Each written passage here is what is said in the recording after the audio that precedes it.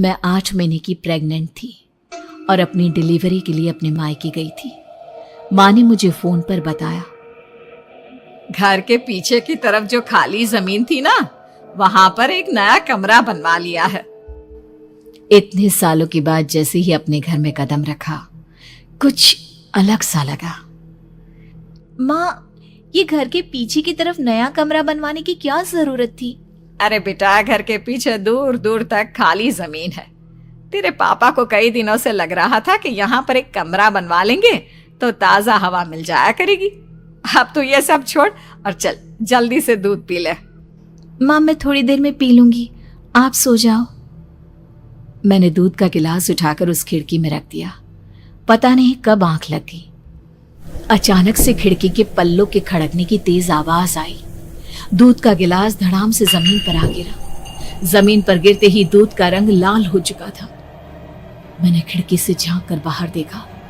चारों तरफ धूप अंधेरा था। उस अंधेरे की तरफ से कुछ आवाजें आ रही थी, जैसे छोटे बच्चे आपस में खिलखिलाकर मस्ती कर रहे हो।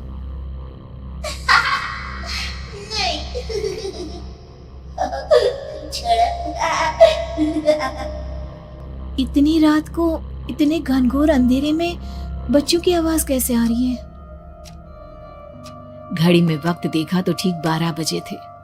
देखकर मैं सन्न रह गई। बुरी आत्माओं और भूतों की कई कहानियां मैं सुन चुकी थी। वक्त भी कुछ ऐसा ही था। ऊपर से मैं प्रेग्नेंट।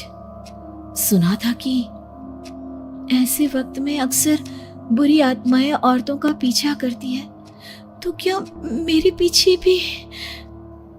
पसीने से तरबतर बड़ी मुश्किल से, जैसे कांपते हाथों से मैंने उस खिड़की को बंद किया। जल्दी से जल्दी उस कमरे से बाहर निकलकर माँ के पास जाने के बारे में सोचा, लेकिन जैसे ही दरवाजे की तरफ पलटी, लगा कोई साया हवा की स्पीड से दरवाजे के सामने से गुजर गया। मेरे गले में अटक कर रह गई। मैं जोर से चीख कर माँ को बुलाना चाहती थी, लेकिन वो आवाज खुद मेरे कानों तक नहीं पहुंच पा रही थी। तो माँ तक कैसे पहुंचती? खिड़की के पल्ले एक बार फिर तेज हवा के झोंके से धड़ाम करके खुल गया और पूरी ताकत से मैं चीख पड़ी। जानती थी मेरी चीख की आवाज सुनकर कुछ ही सेकंड में माँ वहां पहुंच जाएगी, लेकिन ऐसा कुछ हुआ ही नहीं। मेरा कलेजा डर सोती। ठीक पीछे खुली हुई वो खिड़की। मुझ में इतनी ताकत नहीं बची थी कि मैं पलटकर उस तरफ देख भी सकूं।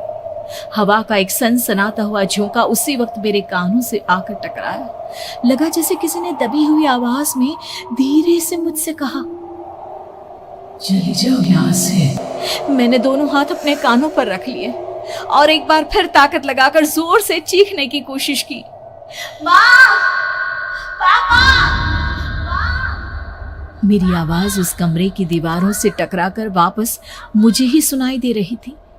जितनी ताकत के साथ मैंने चीखने की कोशिश की थी, कुछ ही देर बाद उससे कहीं ज्यादा तेज और दर्दनाक चीख मुझे सुनाई देने लगी। ये आवाज ठीक मेरे पीछे खिड़की से आ रही थी। वो आवाज मेरे कानों में पिघलते हुए लोहे की तरह गिर रही थी। उन आवाजों में हैवानियत थी। वो आवाजें किसी इंसान की नहीं है, इतना मैं समझ चुकी थी। कांप रहे हाथों से मैंने अंधेरे में कुछ ढूंढने की कोशिश की। तभी अचानक मेरा हाथ बेड पर रखी टॉर्च पर पड़ा। किसी तरह ताकत लगाकर टॉर्च का बटन ऑन किया, लेकिन ये क्या? सामने दरवाजे पर 3 छोटी लड़कियां खड़ी हुई थी। उनके हाथ में स्टील के चमचमाते हुए चाकू थे।